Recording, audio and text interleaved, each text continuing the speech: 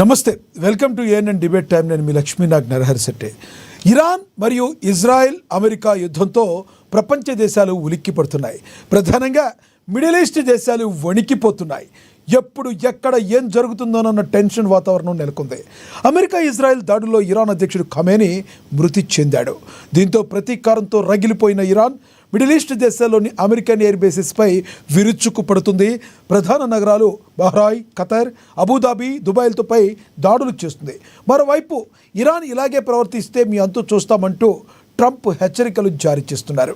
ఇంతటి భయానక యుద్ధ వాతావరణం నడుమ భారత్ అన్ని సునిశ్చితంగా గమనిస్తుంది. సాధారణంగా ఎప్పుడూ భారత్ ప్రపంచ శాంతిని కోరుకుంటుంది. ఇక అమెరికా ఇరాన్ యుద్ధ ప్రభావంతో మన దేశంలో చమురు ధరలు ఆకాశాన్నంటే ప్రమాదం ఉంది. ఒక్కసారి చమురు కొరవై ఏర్పడితే ఈ ఇంపాక్ట్ అన్ని ఆహార పదార్థాలపైన పడే అవకాశం చాలా స్పష్టంగా కనబడుతుంది. అసలేం జరగబోతుంది? అమెరికా ఇరాన్ మధ్య యుద్ధం అక్కడితో ఆగుతుందా, లేదా ఇది మూడో ప్రపంచ యుద్ధానికి దారితీస్తుందా? భారత్ ఏం చేయబోతుంది? ఇదే అంశం గురించి ఈరోజు చర్చ కొనసాగిద్దాం. చర్చలో పాల్గొనేందుకు మనతో అందుబాటులో ఉన్నారు అనలిస్ట్ రాజమౌళి గారు, అదేవిధంగా రాజకీయ విశ్లేషకులు పాపిరెడ్డి గారు, అదేవిధంగా రాజకీయ విశ్లేషకులు న్యాయవాది బండారు రామ్మోహన్ గారు అందుబాటులో ఉన్నారు. ముందుగా మనం అనలిస్ట్ పాపిరెడ్డి గారితో మాట్లాడదాం. పాపిరెడ్డి గారు నమస్తే సార్. నమస్కారం. పాపిరెడ్డి గారు, జరుగుతున్న పరిణామాలను ఏ రకంగా చూడాలి? ఓవైపు ఇరాన్, అమెరికా, ఇజ్రాయెల్ యుద్ధం జరుగుతుంటే ఇరాన్ ఇప్పుడు అటాక్ స్టార్ట్ చేసింది మనకు తెలుసు. అది గతంలో ఇజ్రాయిల్ అమెరికా దాడిలో ఖమేనీ మృతి చెందాడు. ఇప్పుడు ఇరాన్ దాడులు ఎక్కడెక్కడ చేయాలి, ఎక్కడెక్కడైతే అమెరికా షిప్పులు ఉన్నాయో, ఎక్కడెక్కడైతే అమెరికాకు సంబంధించిన ఆస్తులు ఉన్నాయో దాని మీద దాడి చేస్తుంది. ఇదంతా కూడా చైనా ఒక రకంగా ఇరాన్కి హెల్ప్ చేస్తున్నట్టుగా తెలుస్తుంది. ఓవరాల్గా ఈ సినారియో మొత్తంతో భారత్కి ఏమైనా ప్రమాదం పొంచి ఉందంటారా? అసలు యుద్ధం ఇక్కడితో ఆగుతుందంటారా? ఏం చెప్తారు మీరు?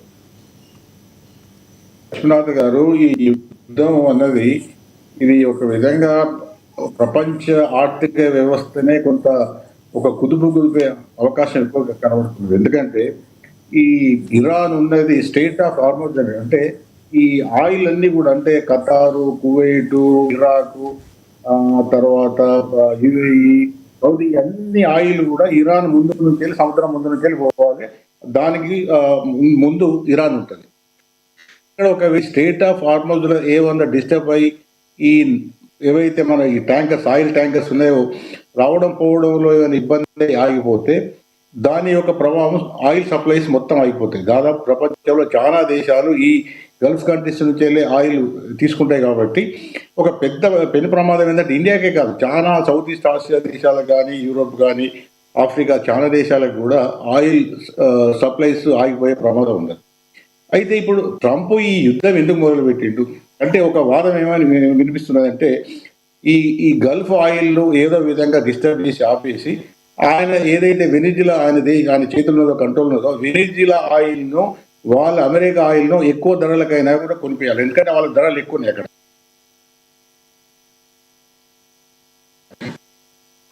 కాబట్టి ఏదో ఒక విధంగా ఈ ఆయిల్ రేట్స్ పెంచేసి ఆ ఆయిల్ని అమ్మడానికి ప్రయత్నం చేస్తున్నది కూడా ఆ ప్రమాదం కనబడుతున్నది ఒకటి. రెండోది ఇంకోటి ఏంటంటే, భారతదేశానికి 2-3 సమస్యలు ఉన్నాయి. ఒకటి, ఆయిల్ రేట్లు పెరిగితే ఆర్థిక వ్యవస్థ దెబ్బతింటుంది, ఆర్థిక ప్రగతి కూడా కుంటుపడుతుంది ఒకటి. రెండవది ఏంటంటే, ఇప్పుడు ఈ గల్ఫ్ కంట్రీస్లో, అంటే ముఖ్యంగా యుఏఈ కానీ, ఖతార్ కానీ, కువైట్ కానీ, సౌదీ కానీ, ఒమాన్ కానీ, ఈ బహ్రెయిన్ కానీ, ఈ దేశాలలో ఇండియన్ వర్కర్స్ పెద్ద ఎత్తున పనిచేస్తున్నారు. ఈ దేశాలతోని కూడా భారతదేశానికి వ్యాపార సంబంధాలు, ఆర్థిక సంబంధాలు ఉన్నాయి. కాబట్టి ఇవన్నీ కూడా దెబ్బతినే ప్రమాదం ఉంటుంది. తర్వాత రెండోది ఏంటంటే, ఈ యుద్ధం అనేది అసలు తొందరగా ముగిస్తేనేమో కొంత నష్ట నివారణ తక్కువ ఉంటుంది. కానీ ఈ యుద్ధం ఇప్పుడు పరిస్థితి చూస్తే ఏంటంటే, ఇది ఎటు నుంచి ఎటుపోతుందో తెలుస్తలేదు. తర్వాత ప్రపంచంలో అన్ని దేశాలు కూడా ఒక విధమైన ఇది టెన్షన్కు, ఉద్రిక్తతకు లోనవుతున్నాయి. కాబట్టి ఇది ఒక విధంగా ప్రపంచానికి కూడా వినాశనమే. ట్రంప్ ఎప్పుడు కూడా ఏదో ఒక ఆశ పెట్టి, ఏదో ఒక కారణం పెట్టి, మిష పెట్టి, ఇప్పుడు ఈ ఆయిల్ ఉత్పత్తి అన్ని దేశాల మీద కూడా, మొదలు ఇరాక్ మీద కూడా అక్కడ ఏదో కెమికల్ వెపన్స్ తయారు చేస్తున్నారని సద్దాం హుసేన్ విన్నాం. అట్లాగే కర్నల్ లీబియా గద్దాఫీ మీద వీళ్ళు, లెబనాను, మలే, సిరియా, అక్కడి నుంచి మొదలు పెట్టుకుంటే ఆఫ్ఘనిస్తాన్ వరకు కూడా అన్ని దేశాలలో కూడా వాళ్ళే యుద్ధం చేసినారు. ప్రపంచంలో అన్ని రకాల ఈ ఉద్రిక్తతలకు నష్టానికి కారణం అమెరికా అయింది. ఇప్పుడు అమెరికా మళ్ళీ అదే మొదలు పెడుతుంది. కాబట్టి ప్రపంచంలో అమెరికాకు ఏమున్నదంటే, ప్రపంచంలో ఏదైనా కూడా అన్ని నా చేతుల్లో ఉండాలి, నేను చెప్పినట్టే వినాలి, నేను చెప్పినట్టే నడవాలనే ఒక అది ఉంటది. కాబట్టి ఇప్పుడు ప్రపంచం అమెరికాను పక్క పెడుతున్నది. కాబట్టి మళ్ళీ అమెరికా ఏం చేస్తున్నది, ప్రపంచం మళ్ళీ ఒకసారి కుదుపు కుదిపి మళ్ళీ ఒక విధమైన ఒక సంక్షోభాన్ని సృష్టించడానికి ట్రంప్ పెద్ద ఎత్తున ప్రయత్నం చేస్తున్నాడు. కానీ ఇది ప్రయత్నం ఎంతవరకు విజయవంతం అవుతుంది? ఎందుకంటే ఇప్పుడు యూరోప్ దేశాలు కానీ, EU కానీ, నాటో కానీ దీనిలో పాల్గొనడానికి ఇష్టపడతలేవు ఈ యుద్ధంలో. మరి ముందు పోతే ఏమవుతుంది? అమెరికా యొక్క ఈ దుందుడుకుతనంతో రష్యా ఏ విధంగా రియాక్ట్ అవుతుంది, అంటే చైనా ఏ విధంగా రియాక్ట్ అవుతుంది, బ్రిక్స్ నేషన్స్ ఏ విధంగా రియాక్ట్ అవుతుంది, ఇవన్నీ కూడా సమస్య. అంటే ఇవన్నీ కూడా మనం కొంత టైం పడుతుంది కావచ్చు, వేసి చూడొచ్చు. కానీ ఇప్పుడు ఉన్న పరిస్థితుల్లో మాత్రం అమెరికా మిలిటరీ పవర్ ఏదైతున్నదో ఆ మిలిటరీ పవర్ను ఎదుర్కొనే శక్తి నాకు లెక్కల ప్రకారం అయితే ప్రపంచంలో ఇంక్లూడింగ్ చైనా కూడా లేదు. కాబట్టి ఆ మిలిటరీ పవర్ కొని ప్రపంచంలో అన్ని దేశాల మీద దాష్టికం చేస్తున్నది. ఇష్టం ఉన్న దేశాలు ఇప్పుడు మీకు 2 వర్డ్స్ వినబడుతున్నాయి. సిపి అంటే ఇది change, PC CBI change of person, అంటే ఒక దేశంలో ఇష్టం లేకపోతే అధినేతను మార్చాలి, లేకపోతే CR చేంజ్ ఆఫ్ రిజీమ్, అంటే మొత్తం వ్యవస్థనే మార్చాలి. ఇప్పుడు ఇరాన్లో ఏంటంటే కొమేని చంపేశారు. కొమేని చంపేసి ఆ రిజీమ్ చేంజ్ చేసి వాళ్ళకు అనుకూలంగా ఉన్న ప్రభుత్వాన్ని తీసుకురావాలి. ఇక్కడ అంత ఈజీ. ఇరాన్ కూడా బలోపేతమైన దేశం, గట్టి దేశం. కాబట్టి అక్కడ కూడా మతం స్ట్రాంగ్గా ఉన్నది. కాబట్టి అంత ఈజీగా అవుతుందా కాదా తెలియదు. రెండోది ఏమైతున్నదంటే ఈవెన్ యూరోపియన్ దేశాలు, కెనడా అటువంటి దేశాన్ని కూడా ట్రంప్ వదిలిపెట్టడం లేదు. ఏమో కిడ్నాప్ చేసి పట్టుకొచ్చిండు. తర్వాత చాలా దేశాలలో రిజిమ్ చేంజ్ చేశారు, లేదా పర్సన్ చేంజ్ చేశారు. ఆఖరి కెనడా ఒక పెద్ద ప్రజాస్వామ్య దేశం, పెద్ద బలవంతమైన ఒక ఆర్థికంగా పెద్ద దేశం, దాన్ని కూడా ఆ ప్రైమ్ మినిస్టర్ రాజీనామా చేయాలి సంగతి చూస్తారు. అంటే ప్రపంచంలో ఒక విధమైన అనిశ్చిత, ఒక విధమైన ఉద్రిక్తత ఇన్నడు. అంటే 2వ ప్రపంచ యుద్ధం తర్వాత నేను అనుకుంటే మొట్టమొదటిసారిగా కోల్డ్ వార్లో కూడా ఇక్కడ లేకుంటే, ఇప్పుడు లేకుంటే ఒక విధమైన ఒక విచిత్ర పరిస్థితి ఎదుర్కొంటున్నది. దీని పరిణామాలు మాత్రం సీరియస్గానే ప్రపంచం మొత్తం మీద కూడా పడుతున్నాయి. కాబట్టి ప్రపంచ దేశాలు అన్నీ కూడా ఏ విధంగా రియాక్ట్ అవుతాయి? ఒకటేంటంటే ఇప్పటికి వస్తున్న సిగ్నల్స్ ఏంటంటే, ఈ అమెరికా ఇజ్రాయెల్ దాడిని ఏ దేశం కూడా ఒప్పుకుంటలేదు. కానీ ఒప్పుకోలేకపోయినంత మాత్రం వాళ్ళకి వచ్చే నష్టమే లేదు. కానీ ధైర్యంగా మళ్ళీ మిలిటరీ పవర్గా ఎదుర్కొనే ఒక పరిస్థితి మాత్రం మనకు కనబడుతుంది. రైట్ సార్, మీ అభిప్రాయం తెలియజేస్తున్నందుకు మీరు అందుబాటులో ఉండండి సార్. మళ్ళీ మాట్లాడతాను. మనతోటి బండారు రామ్మోహన్ గారు జాయిన్ అయ్యారు, రాజకీయ విశ్లేషకులు, న్యాయవాది. ఆయనతో మాట్లాడదాం. రామ్మోహన్ గారు నమస్తే సార్. నమస్కారం లక్ష్మణ. రామ్మోహన్ గారు, ప్రపంచ దేశాల్లోకి అన్నింటినీ కూడా హై అలర్ట్ చేయాల్సిన సమయం ఆసన్నమైందంటారా? ఏమన్నా ఇది ఇక్కడితో ఆగుతుందంటారా? లేదంటే ఓ పక్కన ట్రంప్ ఏమో మీ అంతు చూస్తామంటారు, మరోవైపు ఇరాన్ ఏమో దాడులు కొనసాగిస్తూ ఉంది, మిడిల్ ఈస్ట్ దేశాలపై ఎయిర్ బేసెస్ ఏవైతే అమెరికా ఉన్నాయో వాటిపైన కూడా చేస్తుంది. ఎలా చూడాలంటే ఈ యొక్క సెగ భారత్కి తగిలే అవకాశం ఎంతవరకు ఉందంటారు? ఎంత త్వరగా క్లోజ్ అయితే ఈ సెగ నుంచి మనం తప్పించుకునే అవకాశం ఉందంటారు? ఏం చెప్తారు మీరు? లక్ష్మణ గారు, మీకు మిత్రులు రాజమౌళి గారికి, అట్లాగే బాబిరెడ్డి గారికి అందరికి నమస్కారం. ప్రేక్షకులకు కూడా 2 నిమిషాలు మాట్లాడుకోవాలి. ఇప్పుడు ఏంటంటే, ట్రంపే స్వయంగా శత్రువులు సరిగ్గా అంచనా వేసి నేను అనుకుంటున్నాను. ఇంకొక 2-3 వారాలు పట్టొస్తూ యుద్ధం వేయడానికి అని ట్రంప్ జనరల్గా టెంపరీ ట్రంప్ ఎప్పుడు కూడా ఏం చేస్తారంటే, 2 రోజులు ముగుస్తుంది, అయిపోయింది, ఇరాన్ పని అయిపోయింది అంటారు. జనాలు శత్రువులు దింపేయడానికి మైండ్ గేమ్ ఆడే వాళ్ళు ఏం చేస్తారంటే తొందరగా ముగుస్తుంది అంటారు. ఇది కొత్త కాదంట. గతంలో మనకు ఉక్రెయిన్ రష్యా వాళ్ళు కూడా ఏమన్నారు, ఉక్రెయిన్ చాలా చిన్న దేశము, ఎంతసేపు 3 రోజులు ముగుస్తుంది అన్నారు. కొందరైతే ఒక మన సామెత కూడా ప్రయోగించారు. ఏమనంటే, జలుబు వస్తే అయితే 4 రోజులు తక్కువైతే, లేకపోతే మనం చేస్తే 7 రోజులు తక్కువైంది అని. అట్లాగే ఇది అవతల కదా 4 ఏళ్ళు నడుపుతుంది. కనుక ఇవాళ ట్రంప్ ఆలోచన చూసుకుంటే ఖచ్చితంగా ఇరాన్ సరిగ్గా అంచనా వేసినప్పుడు 2-3 వారాలు పట్టొస్తూ యుద్ధం ముగియడానికి అన్నారు. అంటే వాళ్ళ శక్తిని సరిగ్గా అంచనా వేసినని నేను చెప్తాను. రెండోది ఏంటంటే, ఇప్పుడు యుద్ధంలో మొన్నటిదాకా సూత్రధారి అమెరికా, పాత్రధారి ఇజ్రాయెల్, నష్టపోయేదో లాభపడేదో ఏ రకంగా చేసిన యుద్ధంలో పాల్గొంటే ఈ 3 దేశాలు మాత్రమే ఉండే. కానీ వాళ్ళ సూత్రధారి కాస్త పాత్రధారిగా మారిపోయాడు. అమెరికా సూత్రధారి కానీ ఇప్పుడు పాత్రధారిగా మారిపోయాడు. ఇప్పుడు కొత్త కూడా కాదు, నిన్న మొన్న మొదలుపెట్టింది కూడా కాదు. అంతకు ముందే చూసుకుంటే సూత్రధారి పాత్రధారి ఎప్పుడు మారిపోయిందంటే 6 నెలల క్రితం ఏది ఈ యుద్ధానికి కామ్ అవ్వండి ఫుల్ స్టాప్ కాదు.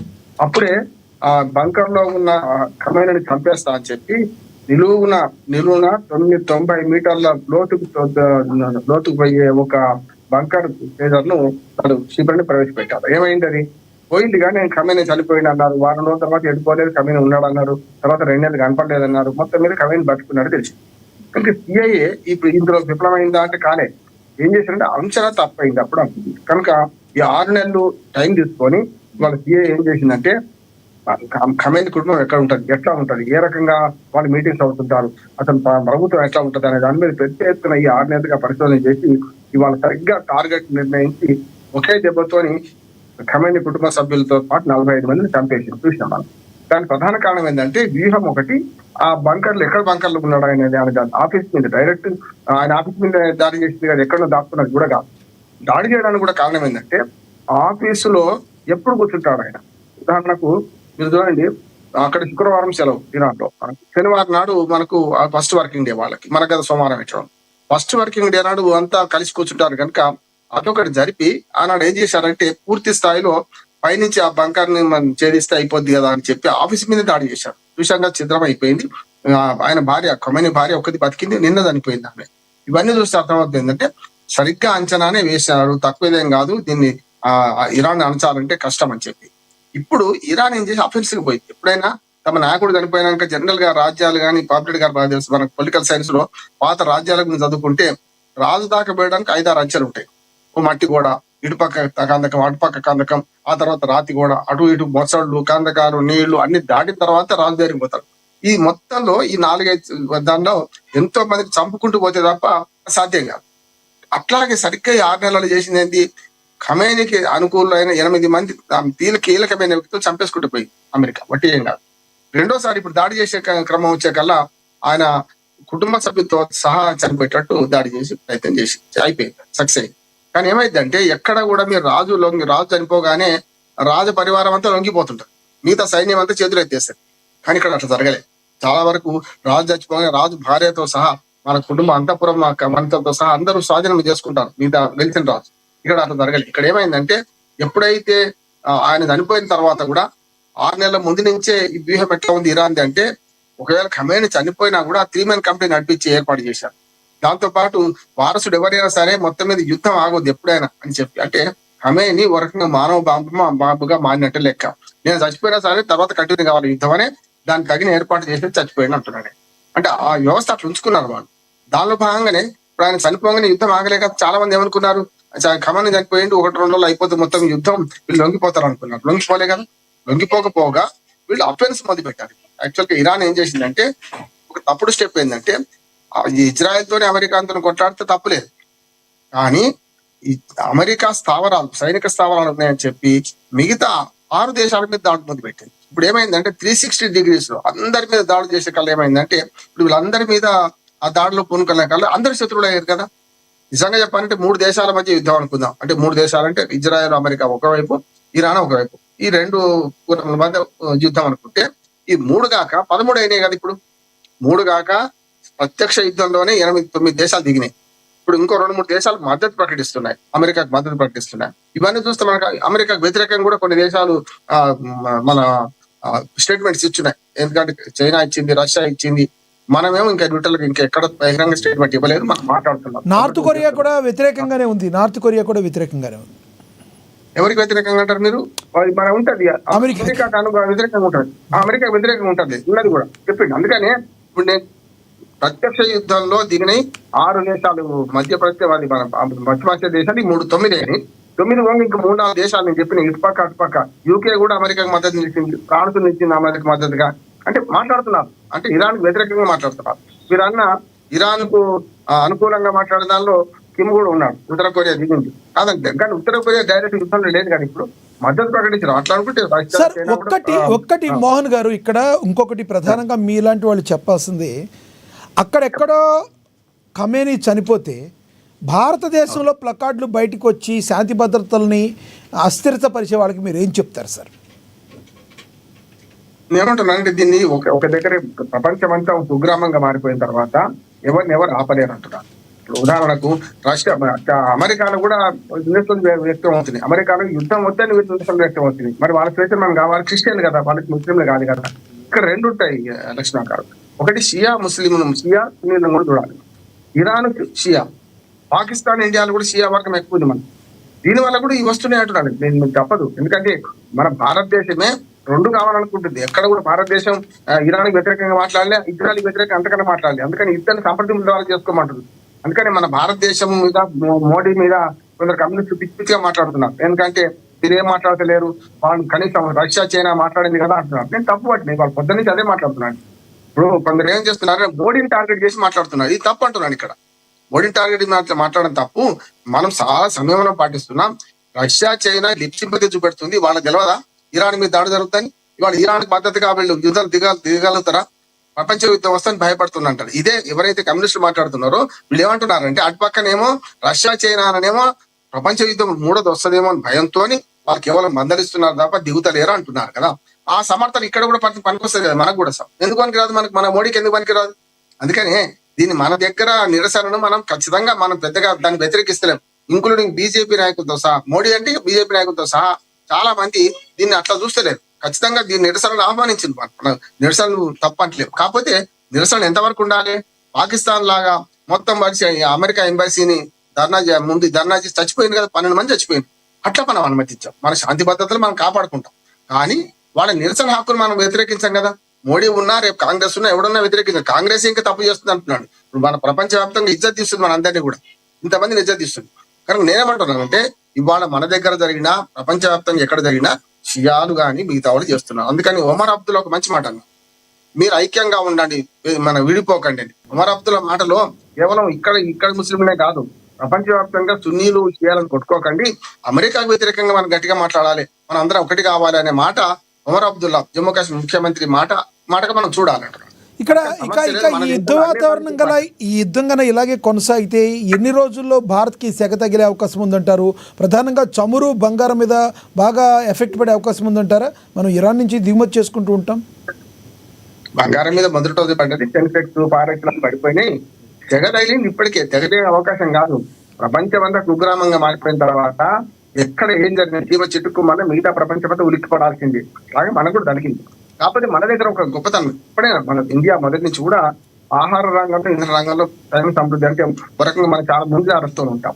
ఇవాళ 3 ఏళ్లు కరువు వచ్చి మొత్తం పంటలు పండకపోయినా ఇవాళ ఆహార ధాన్యాల కొరత మనకు రాదు. ప్రపంచం అంతా ఒక సంవత్సరం పండకపోతే అతలాకుతలం అయిపోతాం. మన కరోనా అప్పుడు చూసినాం కదా, కరోనా అటువంటి దాన్ని కూడా ఎదుర్కొన్నాం. రెండోది ఏంటంటే, ఇంధన రంగంలో ఇప్పుడు 74 రోజులు అంటున్నారు కదా, మొన్నటి దాకా మొదలైన రోజు నేను చెప్పాను 90 days బఫర్ స్టాక్స్ ఉంటాయి మన దగ్గర. ఇంధనం మన వెనక ఎట్టి పరిస్థితులు ఏదన్నా యుద్ధం వచ్చినా ఏమొచ్చినా 90 days మినిమం ఉంటాయి. ఇప్పుడు 74-75 days ఉన్నారు అంటున్నారు. నేను కొంచెం తక్కువ అంచనా వేసినాం, ఎక్కువ అంచనా వేసినాం, 90 రోజులు అంటున్నాను. కానీ అది మనకు చెప్పరు. 90 రోజులు అంటే 75 రోజులు ఎందుకు చెప్తారంటే, ఆ 15 రోజులు ఇంకా గ్రేట్ పీరియడ్ ఉంచుకుంటారు. అది పోతుందంటే మన వినియోగదారులు ఎంత దుర్మార్గం అంటే, రూపాయి పెరిగిందంటే ఊరికి 10 రూపాయలు పెట్రోల్ పోసుకొని పోయి పెట్రోల్ పోసుకుని రకం మనం. కనుక అట్లా చెప్పారు అనుకుంటాను నేనైతే. ఇక్కడ జరిగేది ఏంటంటే, మనకు తెగ ఇప్పటికే తగిలింది, 2 తెగలు తగిలింది. ఒకటేమో మనకు ఇంధన రంగంలో ఖచ్చితంగా తెగ తగిలింది, కలుగుతూనే ఉంది. మన ఇప్పుడు 15-16 ట్యాంకర్లు ఆగిపోయినాయి, ఓడలు ఆగిపోయినాయి. ఎక్కడ మనకు హార్మోజ్ జలసంధి అవతల మనకు ఆగిపోయినాయి. మనకు మొత్తం 85% దిగుమతి చేసుకుంటే 30-35% వరకు హార్మోజ్ జలసంధి ద్వారానే మనకు వచ్చేది. కొంచెం 6% 5 అటు కావచ్చు, 5 ఇది కావచ్చు. కనుక మధ్యప్రాచ్యంలో లేకపోతే పశ్చిమాసియాలో ఉన్న దేశాల నుంచి ఒక మాట చెప్పుకుంటాం. అది ఇక్కడ ఏమవుతుందంటే, వాళ్ళందరితో మనం చేసుకుంటుంది. కాకపోతే దూరపారం అవుతుంది. ఒకవేళ హార్మోజ్ జలసంధి బంద్ చేయడం వల్ల మనకు తెగదలిగింది, వీళ్ళని తొందరగా చేసుకోవాలి. ఎందుకంటే ఒకవేళ ఆఫ్రికా చుట్టూ తిరిగి వస్తే ఆ గోడలే 20-20 రోజులు, నెల రోజులు పట్టే అవకాశం ఉంటుంది కదా. ఖరీదు కూడా ఎక్కువ అవుతుంది. ఇప్పటికీ చూడండి, మీరు మొన్నటి దాకా $55-60 ఉన్న ముడి చమురు బ్యారెలు $80 వచ్చింది కదా. ఈ కొద్ది రోజుల్లో 110కి వస్తుంది. 110కి వచ్చినా మన గతంలో $110 ఉన్నప్పుడే $65-70 మన్మోహన్ సింగ్ హయాంలో అమ్మినాం కదా. ఇప్పుడు 65-45 పంపిన అదే 110 ఉంది కదా. 110 మించకపోవచ్చు. కాబట్టి ఎవరు భరిస్తారు? ప్రభుత్వాలు భరిస్తాయి. ప్రభుత్వం ఖచ్చితంగా ఇది భరించాల్సిందే. మొదటిదాకా తగ్గినప్పుడు మన మీద ఎట్లా భారం వేసిండ్రు, పెరిగినప్పుడు కూడా మనం అది భారం వేయకుండా ఉండాలి కదా. అది అందరం కోరుకోవాల్సిందే. ఈ యుద్ధం అయితే ఇప్పుడంతా లాగేటట్లు ఏం లక్ష్మణ గారు, కొద్ది రోజులు పడుతుంది. ఖచ్చితంగా ప్రపంచం అంతా అతలాకుతలం అవుతుంది. మనం అందరం కోరాల్సింది మీ ఛానల్ ద్వారా, అట్లాగే మన విఘ్నులైన మనందరం కూడా యుద్ధం ఆగాలి, మళ్ళీ శాంతి నెలకొడాలని ఇవాళ హోలీ పండుగ శుభాకాంక్షలు తెలుపు. హోలీ పండుగ మనం రంగులు చల్లుకుంటున్నాం, వాళ్ళేమో విఫలతో రంగులు చల్లుకుంటారు, రక్తం చల్లుకుంటున్నారు దుర్మార్గంగా. కనుక పశ్చిమాసియాస్ అంతా మన శాంతి నెలకొనాలని, అట్లాగే వీళ్ళందరికీ సద్బుద్ధి ప్రసాదించాలని మనం కోరుకుందాం. మనం అయితే ఇప్పటికీ ఉభయ కుశల పని ఇరాన్ ఎంత దూరం ఉన్నామో అట్లా ఉంటున్నాం. ఇద్దరు బాగున్నారని కోరుతున్నాం. రైట్, రామ్మోహన్ గారు మళ్ళీ మాట్లాడతారు సార్. మనతో రాజమౌళి గారు జాయిన్ అయ్యారు, రాజకీయ విశ్లేషకులు. ఆయనతో మాట్లాడదాం. రాజమౌళి గారు నమస్తే సార్. నమస్తే, మీకు రామ్మోహన్ గారికి, పాపిరెడ్డి గారికి, అందరికీ నమస్తే. రెండవది హోలీ శుభాకాంక్షలతోని ఈరోజు ఇంత హ్యాపీగా ఉన్న సమయంలో ఇట్లాంటి సబ్జెక్ట్ మీద మాట్లాడాలంటే కొంచెం బాగానే అనిపిస్తుంది. కానీ నాకున్న ఎక్స్పీరియన్స్ ప్రకారం నేను తిరిగిన అమెరికా ఈ దేశాల మనస్తత్వాలను బట్టి యుద్ధం జరగడం అవసరమే అనిపిస్తుంది. ఎందుకంటే ఈ యుద్ధం ఇక్కడితో ఆగిపోదు, రేపు అన్న రోజులు కొనసాగే అవకాశం కూడా ఉందని చెప్పేసి నాకు. అయితే రాజమౌళి గారు, ఇక్కడ ప్రధానంగా యుద్ధము అయితే జరుగుతుంది. యుద్ధం జరగడానికి గల ప్రధానమైన కారణం ఖమేనీ అనే వ్యక్తి ఉగ్రవాద సంస్థలని, ఉగ్రవాదుల్ని పెంచి పోషిస్తున్నారనేది అమెరికా ఇజ్రాయెల్ యొక్క వాదన. దానిలో వాస్తవం ఉండేది అనేది కూడా మనకు కూడా తెలుసు. ఎంత విచిత్రమైన పరిస్థితిలో ఉన్నామంటే, మనం అమెరికాతో స్నేహంగా ఉన్నాం, ఇజ్రాయెల్తో స్నేహంగా ఉన్నాం, అదే సమయంలో ఇరాన్తో కూడా స్నేహ సంబంధాలు ఉన్నాయి మనకి. మిడిల్ ఈస్ట్ దేశాలైన అన్ని అరబ్, బెహ్రాన్ కావచ్చు, అబుదాబి కావచ్చు, అన్నిటితో కూడా స్నేహంగా ఉన్నాం. ఇలాంటి తటస్థమైన పరిస్థితుల్లో ఉండగా భారతదేశంలో ఉన్న కొందరు రోడ్లపైకి రావడాన్ని ఏ రకంగా చూడాలి? రాజమౌళి గారు. అయితే ఇప్పుడు విషయం ఏంటంటే, మనం ఇరాన్ తోని బాగానే ఉన్నాం, ఇజ్రాయెల్ తో బాగానే ఉన్నాం, అమెరికాతో కూడా బాగానే ఉన్నాం. అయితే ఈ ఇరాన్ వ్యక్తి ఎవరైతే చనిపోయిండో ఆ వ్యక్తి మొన్నటి వరకు భారత్ మీద బాగా విషయం కట్టింది. పహల్గామ్ మీద జరిగిన దాడికి కానీ, తర్వాత ఇతరులకు కానీ సపోర్ట్ చేయడంలో ఆయన బాగా విపరీతంగా రెచ్చిపోయాడు. అట్లా అని చెప్పి మనం ఆయన మీద కక్ష పెంచుకోలే. ఆ చాబర్ పోర్ట్ నుంచి మనం కొంత బిజినెస్ కూడా చేసుకున్నాం. కానీ ఈ మధ్యలో ఆయన మనకు పాకిస్తాన్ కు సపోర్ట్ చేసి మన మీద విషయం కక్కుతున్నాడు. అట్లా అని చెప్పేసి మనం ఆయన మీద ఏదో ద్వేషం పెంచుకోవడం కాదు. కానీ ఇక్కడ ప్రపంచానికి ఆయన పెంచి పోషిస్తున్నది ఏంటంటే హిజ్బుల్లాని బాగా పెంచి పోషిస్తున్నాడు. సో వాళ్ళు ఈ ప్రపంచానికి ఒక కొరకరాని కొయ్యగా, ఒక విధ్వంసకర శక్తిగా వాళ్ళు మారుతున్నారు. అట్లాంటి విషయంలో అమెరికా అక్కడ ఏం తప్పు చేస్తున్నారు. ఎందుకంటే చమురు, వాళ్ళ దగ్గర అణు రియాక్టర్స్ ఉన్నాయి. వాటిని ఎక్కడ వాళ్ళు మన ఈ టెర్రరిస్టులకు ఇస్తారో, ప్రపంచానికి వినాశనం కలుగుతుందో అని చెప్పేసి వాళ్ళు భావించింది. కాబట్టి వాళ్ళు కూడా ఆషామాషిగా యుద్ధం మొదలుపెట్టారు. ప్రపంచంలో ఉన్న అందరితోని, అటు యూరోప్ యూనియన్ తోని, అటు ఆఫ్రికన్స్ తోని, అటు చైనాతోని, ఏషియాలో ఉన్న అందరిని మించి నరేంద్ర మోడీ నుంచి కూడా వాళ్ళు అడ్వైస్ తీసుకొని మొదలుపెట్టారు. మీకు లేటెస్ట్ గా చెప్తే మీరు పరిశీలన అవుతారు. నరేంద్ర మోడీ గారు నెతన్యాహు అక్కడికి వెళ్ళి ఆయనతో మాట్లాడి తిరిగి వచ్చిన తర్వాత యుద్ధం స్టార్ట్ అయింది. అదొక. రెండవది, మనకు చమురు నుంచి మనకు ప్రాణం చెప్పేసి మన ఇక్కడ కొంతమంది భావిస్తుంటారు. కానీ అది చమురుతో మనకేం బాధపడాల్సిన అవసరం లేదు. ఈ మిడిల్ ఈస్ట్ నుంచే కాదు, మనం రష్యా నుంచి మనకు ఆల్రెడీ ఉంది, అటు వెనిజులా నుంచి కూడా ఉంది. అవన్నీ ఏర్పాట్లు చేసుకున్న తర్వాతనే యుద్ధం మొదలు కావడానికి ఒక ఆస్కారం అయితే ఏర్పడ్డది. సో ఆ రకంగా ఏది ఏమైనా కూడా మనం ఈ యూరోపియన్ యూనియన్ కూడా వాళ్ళు చాలా సమయం పాటిస్తున్నారు. ఇప్పటివరకు ఇంకా ఎటు స్టెప్ తీసుకుంటలేరు. తర్వాత ఫ్రాన్స్ కూడా అత్యవసరంగా యుఎన్ కోరింది సమావేశం ఏర్పాటు చేయమని చెప్పేసి. తర్వాత కూడా అలర్ట్ అయిపోయింది. సో వీళ్ళందరి దృష్టి ఏంటంటే ఈ ఇరాను దగ్గర ఉన్న అణుబాంబులతోనే మనకు ప్రాబ్లం ఉంది. దాన్ని కనుక మనం కంట్రోల్ తెచ్చుకుంటే, అదే అమెరికా చెప్పింది, కాకుంటే మనం ఎంతో కొంత శాంతిని చేకూర్చడానికి అవకాశం ఉంటుంది. ఇంకొకటి, ఇరాన్ కూడా ఇంకా ఇప్పుడు వాళ్ళైతే అమెరికా పోయి బాంబులు వేసే అంత దూరంలో ఉన్నారు, అది వేస్తారా లేదా అని కాదు. ఇక్కడ వాళ్ళే ముస్లింలు కొట్టుకున్నట్టు ఈ షియాలు సున్నీ ముస్లింల కంట్రీస్ 8 కంట్రీస్ లోనే వాళ్ళు ధ్వంసం చేస్తున్నారు. మరి దీన్ని ఎక్కడ చూస్తాం చెప్పండి? ఆయన మరి ప్రపంచ శాంతి కావాలనుకున్న వాళ్ళు అందరితో సమావేశం అయిపోయి మానవాళి శాంతిని కోరుకోవాలి. కానీ యుద్ధం ఒకరి మీద వదిలేసుకుంటే మరి ఏమైతే రేపు నామరూపాలు లేకుండా పోతుంది ఇరాన్. నెతన్యాహు తక్కువ తిన్నాడా? వాళ్ళ దగ్గర తక్కువ ఉన్నాయా? అటు పాకిస్తాన్ వాళ్ళకి సపోర్ట్ వస్తే, అటు చైనా వస్తే ఇప్పుడు పరిస్థితి ఏంది? ఇది మూడో ప్రపంచ యుద్ధానికి దారి తీస్తుందో లేదో నాకు తెలియదు, కానీ ఈ యుద్ధం మాత్రం ఆగదు అనిపిస్తుంది. ఇంకోటి ఇప్పుడు వచ్చిన లేటెస్ట్ న్యూస్ ఏంటంటే దాదాపుగా 200 బంకర్లల్లా వాళ్ళ ఆయుధాలు నిల్వ చేసుకుని ఉన్నారట. ఇప్పటి వరకు వాళ్ళ అమెరికా వాళ్ళు దోసం చేసింది ఒకటే బంకర్ని, అంటే ఇంకా 199 బంకర్లు అక్కడ ఉన్నాయి. సో వాటికెళ్ళి ఆ బాంబులను తీసి అందులో ఏదైనా అనుభవం ఉంటే పరిస్థితి ఏంది? వాళ్ళ కమాని చచ్చిపోయినా, కమాని కొడుకు చచ్చిపోయినా కూడా మళ్ళీ ఇంకా వాళ్ళు ఆగట్లేదు కాదు. సో మరి ఇది ఎవరు దీన్ని ఆపుతారు? దీన్ని ఆపడం అన్నది ఇక మన చేతులు అయితే లేదు. కానీ మరి నరేంద్ర మోడీ గారు ఏమన్నా తలుచుకుంటే అవుతుందా లేదన్నది కూడా మనకు ఐడియా లేదు. అది ఇంకొకటి ప్రధానంగా చూడాలంటే ఖమేనీ చనిపోయిన తర్వాత అక్కడ చాలామంది ప్రజలు చాలా హ్యాపీగా ఉంటుంది చూసాం. ఒక నియంత చనిపోయాడని చాలామంది సంబరాలు చేసుకున్న యువతను కూడా చూశారు. అక్కడ యువత ప్రధానంగా ఖమేనీకి వ్యతిరేకంగా ఉన్నారు. అదేవిధంగా అక్కడ సంబరాలు చేసుకుంటే భారతదేశంలో ప్రధానంగా కాశ్మీర్లో కావచ్చు, హైదరాబాద్లో కూడా చాలామంది నిరసన బయటకు వచ్చి నిరసన తెలియజేసిన పరిస్థితి. ఇక్కడ శాంతి భద్రతలు లోపించే అవకాశం లేదంటారు. ఎందుకు ఇలా జరుగుతుందంటారు? వీళ్ళని ఎవరు కంట్రోల్ చేయాలి? ఆ విషయమే నేను ఒక విషయం చెప్పాలనుకున్నా. ఆ ఖమేనీ అనే వ్యక్తి చనిపోతే ఆ దేశంలో ఉన్న యువత అందరు రోడ్ల మీద బురకాలు తీసి పడేసి, వాళ్ళ హిజాబు తీసి పడేసి చేస్తున్నారు. మరి అంత వాళ్ళకు అట్లాంటి భారతదేశంలో ఉన్న ఈ దేశం గాలి విలుస్తున్న ఇక్కడ బతుకుతున్న జనాలు ఎంత విషయం కక్కుతున్నారు భారతదేశం మీద.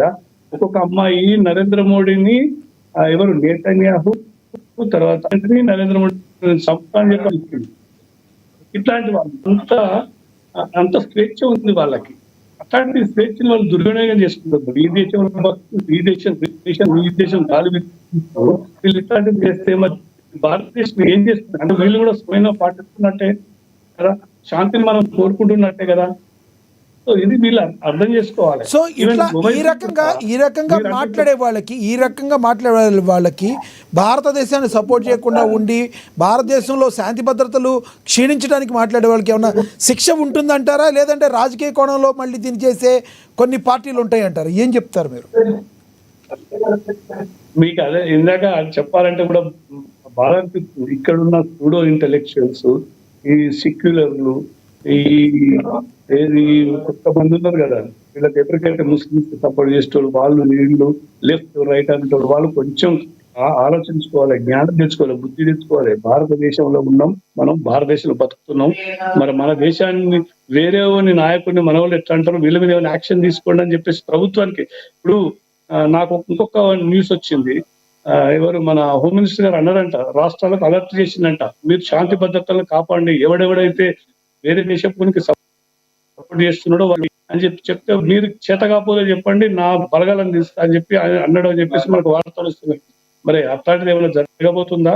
ఇదే ఆధారంగా చూసి అంతర్గత ఉన్న రూపకల్పన జరుగుతుంది అన్నది కూడా మరి ఆలోచించుకోవాలి. ప్రజలు కూడా అప్రమత్తంగా ఉండాలని అనుకుంటున్నారు. పాపిరెడ్డి గారితో ఒకసారి మాట్లాడదాం. పాపిరెడ్డి గారు, యుద్ధ వాతావరణం వలన యుద్ధాన్ని నుంచి బయటపడాలంటే ప్రధానంగా ఏ దేశాలు ఏ రకంగా మాట్లాడే అవకాశం ఉందంటారు? ప్రధానంగా సంయమనం పాటించాల్సిన దేశాలు, ట్రంప్ హెచ్చరికలను ఎలా చూడాలంటారు? అదే మీరు లేవనెత్తిన ప్రశ్నలు నేను చాలా పడి సమాధానం. ఒకటి ఏంటంటే, ఇప్పుడు ఎక్కడో కొమేనీ చనిపోతే ప్రపంచంలో కానీ దేశంలో కాశ్మీర్ నుంచి మొదలు పెడితే భారతదేశంలో అన్ని ప్రాంతాల్లో ఎందుకు తెలియదు. ఒకవేళ నిజంగానే కొమేనీ అంత అన్పాపులర్ అయి ఆయనకి ఏం లేకపోతే, కొమేనీ చచ్చిపోయిన తర్వాత అక్కడ రివోల్ట్ రావాలి, ప్రజలలో రివోల్ట్ రావాలి. ఆ రిజీమ్, అది చేంజ్ ఆఫ్ రిజీమ్ అంటారు. అదే ట్రంప్ ఈజ్ ఎక్స్పెక్ట్ ఏమనుకుంటున్నారంటే, కొమేనీ చనిపోతే ఆ ఇరాన్ లో రివోల్ట్ వస్తుంది, తిరుగుబాటు వచ్చి కొత్త ప్రభుత్వం వస్తుందని వాళ్ళు ఎక్స్పెక్ట్ చేశారు. కానీ అక్కడ అట్లా ఏం లేదు. ఇప్పుడు అక్కడ కొంత యూత్ మనకు సంబరాలు చేసుకున్నట్టు చూపెట్టినట్టు కూడా అవన్నీ కూడా ఎంతవరకు నిజం అనేది కూడా ఇప్పటి వరకు కూడా కొమేనీ చనిపోయిన కొమేనీ మీద తీవ్ర వ్యతిరేకత ఉంటే రివోల్ట్ రావాలి, తిరుగుబాటు రావాలి. ఎందుకంటే ఇతరాన్ని సపోర్ట్ చేస్తారని ప్రజలు తిరుగుబాటు చేయాలి. కానీ తిరుగుబాటు చేయడం లేదంటే అక్కడ మనకు రావడం లేదు. రెండోది ఏంటంటే, ఇప్పుడు మనం అందరం కూడా గమనించాల్సింది ఏంటంటే, ఇస్లాం మీరు ఒకటే, ఇస్లాము అనేది ఇంటర్నేషనల్ బ్రదర్హుడ్ అంటారు. అంటే అది దేశాలను రాజ్యాలను ఒప్పుకోరు. ప్రపంచంలో ఉన్న అంత అదే ప్రపంచంలో అన్ని దేశాల సమస్య అవుతున్నది. అది ఇప్పుడు ఒకవేళ ఇప్పుడు వాళ్ళు బ్రదర్ కూడా చెప్తారంటే, ఒకవేళ ఒక ఇస్లాం దేశానికి నష్టం అయితే, ఇప్పుడు పాకిస్తాన్ నష్టం అయితే, ఇక్కడ ఉన్న హిందూస్ కూడా వాళ్ళకి సపోర్ట్ చేయాలి సిద్ధాంతం అది. ఇంత చేస్తారా ఏదైనా పక్కన పెడితే, ఒకటేంటంటే ఇవాళ అమెరికా ఇరాన్ లో జరగలేదు, ఇరాన్ లో ఫెయిల్ అయింది. ఒకవేళ కొమేని చనిపోతే చేంజ్ ఆఫ్ రిజిమ్ అంటే కొత్త ప్రభుత్వం వస్తుంది, వాళ్ళకు అమెరికాకు అనుకూలమైన ప్రభుత్వం వస్తుందని వాళ్ళు బాగా లెక్కలేసుకుని ఆ ప్రయత్నం చేశారు. కానీ అది వచ్చే పరిస్థితి లేదు. ఎందుకంటే ఇంటర్నేషనల్ మీడియా కూడా అటువంటిది ఏం జరిగే అవకాశాలు లేవు. ఈ యుద్ధం కూడా ఇంకా దీర్ఘకాలం కొనసాగే అవకాశం లేదు. ఏంటంటే దీర్ఘకాలం కొనసాగితే లక్ష్మణరాజు గారు వచ్చే పరిణామాలు ఏంటంటే, మన సింపుల్ గా ఏదో మన దగ్గర 90 రోజులు ఆయిల్ ఉన్నది, వ్యవస్థలో అసలే ఆయిల్ సప్లైస్ ఆగిపోయి అవి వస్తే ఇప్పుడు మనకు లెక్కలేదు ఏంటంటే 12-13 రోజుల కన్నా ఎక్కువ రాదు మొత్తం ఆయిల్ మొత్తానికి ఆగిపోతే మనకు సప్లైస్. కాబట్టి నిజాలు వేరే తరుగుతున్నాయి, ఫ్యాక్ట్స్ వేరే తరుగుతున్నాయి.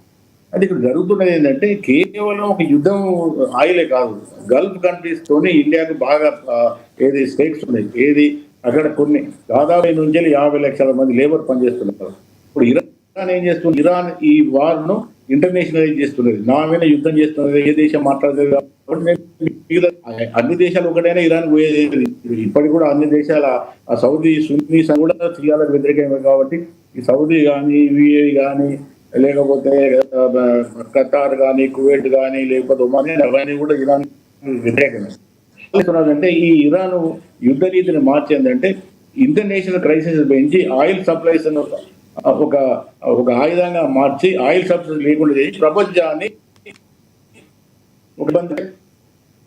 ఏది ఒత్తిడికి నెట్టే ప్రయత్నం ఇరాన్ చేస్తున్నది. ఇరాన్ ఇప్పటివరకు సక్సెస్ అయింది. ఎందుకంటే బార్మోజ్ నుంచి వెళ్ళి ఖాళీ ఇది మన ట్యాంకర్స్ అటు గల్ఫ్ కంట్రీస్ పోవడం కానీ, లేకపోతే ఆయిల్ నింపుకొస్తున్న ఏవైతే ట్యాంకర్స్ ఉన్నాయో అవి వేరే రావడం కానీ 4 రోజులు ఆగిపోయినాయి. ఇప్పుడు నిన్న వరకు కూడా ఈవెన్ ఇంటర్నేషనల్ ఎయిర్పోర్ట్స్ కూడా నడవలేదు. ఇవాళ వచ్చినారు కొద్దిగా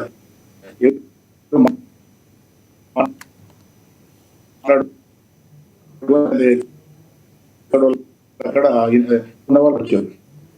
సమస్య ఏంటంటే ఇది మామూలుగా చిన్నగా లేదు, చిన్న మామూలుగా మనం వ్యాపారం మనకు బాగుండాలి. ఎందుకు బాగుండాలి అంటే వ్యాపారం బాగున్నది, ఇక్కడ మన వాళ్ళు పనిచేస్తున్నారు, మనకు అక్కడ ఆయిల్స్ మనకు రావాలి. ఇప్పుడు యునైటెడ్ అరబ్ ఎమిరేట్స్ అయితే మనకు $100 బిలియన్ వ్యాపారాన్ని కూడా వాళ్ళు ఫ్రీ ట్రేడ్ అగ్రిమెంట్ చేసుకున్నారు, రొమాంతం చేసుకున్నారు. కాబట్టి మనకే స్టేక్స్ ఎక్కువ ఉన్నాయి. ఇప్పుడు ఆ యుద్ధాలు ఏమో ఎక్కడ జరుగుతాయి, ఏమవుతాయి, అమెరికాకి ఏం నష్టం జరగదు. ఎందుకంటే అమెరికా ఆయిల్ సప్లైస్ అమెరికా అంతా వేరే ఉన్నది, ఇజ్రాయెల్ అంతా వేరే ఉన్నది. ఇరాన్ నిండా మునిగి ఉన్నది. ఇరాన్ ఎప్పుడు కూడా ఒక తీవ్రవాద దేశం. అది అక్కడ జనాలు వచ్చినా కూడా ఎవరు పట్టించుకోరు. కాబట్టి అది పెద్దగా 100 మంది కాదు, 1000 మంది కాదు, 1,00,000 మంది వచ్చినా అక్కడ ఏమి ఉండదు. కానీ ప్రపంచం ఒక విధంగా ఏమైతున్నదంటే ఈ తీవ్రవాదంతో జరిగే ఈ ఒక దికేమో సరే, ఇప్పుడు ఇరాన్కు అన్ని తీవ్రవాద సంస్థలతో సంబంధం ఉన్నది.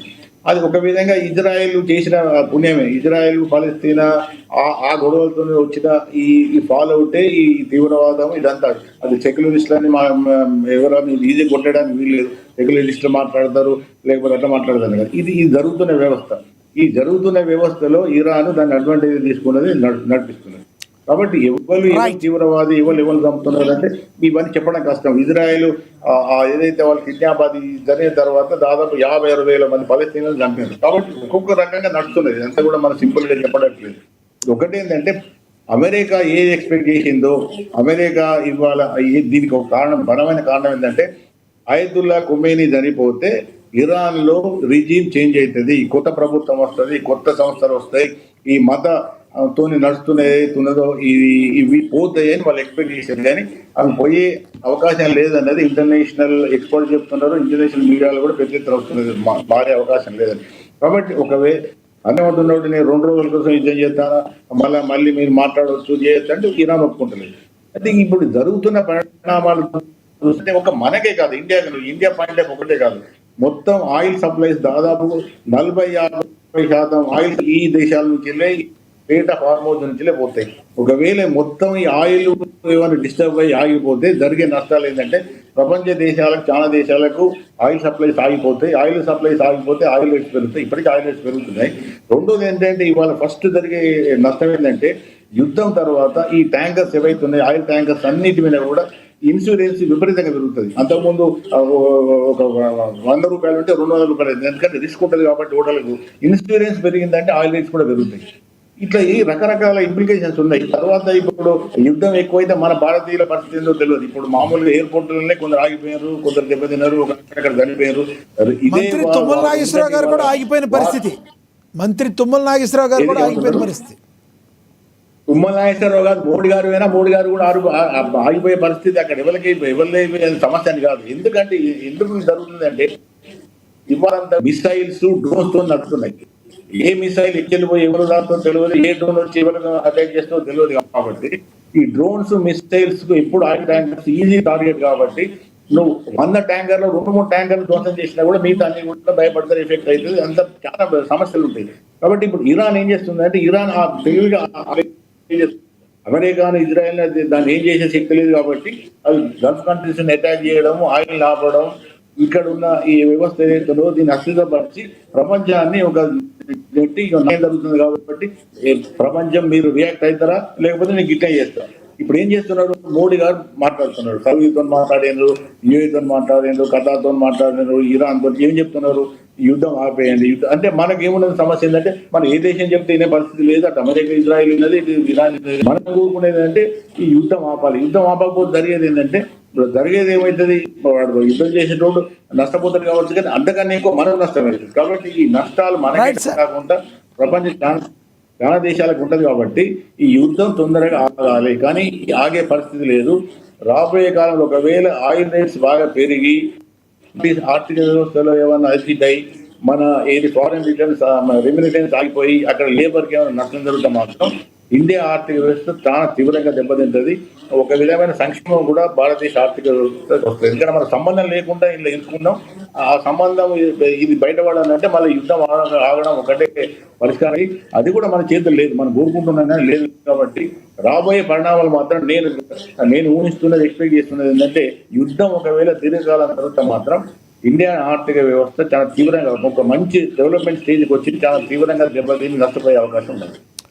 ఓకే, ధన్యవాదాలండి మీ అభిప్రాయాన్ని తెలియజేసినందుకు పాపిరెడ్డి గారు. ధన్యవాదాలండి బండారు రామ్మోహన్ గారు. ధన్యవాదాలండి రాజమౌళి గారు. ఏది ఏమైనప్పటికీ కూడా ఇరాన్, అదేవిధంగా అమెరికా, ఇజ్రాయెల్ కలిసి ఇరాన్ మీద యుద్ధం ప్రకటించాయి. ఇరాన్ కూడా యుద్ధం మరి ధాటిగా చేస్తుంది. ఖమేనియా ఇరాన్ అధ్యక్షుడైతే హతమయ్యాడు. ఆ తర్వాత ప్రతీకార వాంఛతో యుద్ధాన్ని స్టార్ట్ చేసింది. ఇది గన ఎక్కడికి పోతుందో అని ప్రపంచ దేశాలు అయితే చూస్తున్నాయి. ఇరాన్ అయితే చుట్టుపక్కల ఉన్న దేశాలైన అమెరికన్ ఎయిర్ బేసెస్ మీద దాడి చేయడంతో మరి ఇరాన్ పరిస్థితి ఏ రకంగా తను ఒంటరైన దేశంగా ఉన్న పరిస్థితి. భారత్ మరోవైపు చాలా తటస్థంగా కోరుకుంటుంది, సునిశ్చితంగా అయితే గమనిస్తుంది. ఈ యుద్ధం ఇక్కడితో ఆగిపోవాలని, శాంతి చేకూరాలని భారత్ అయితే చూస్తుంది. మీరేమనుకుంటున్నారు కింద కామెంట్ బాక్స్ రూపంలో కామెంట్ చేయండి. ఇది వాటి స్పెషల్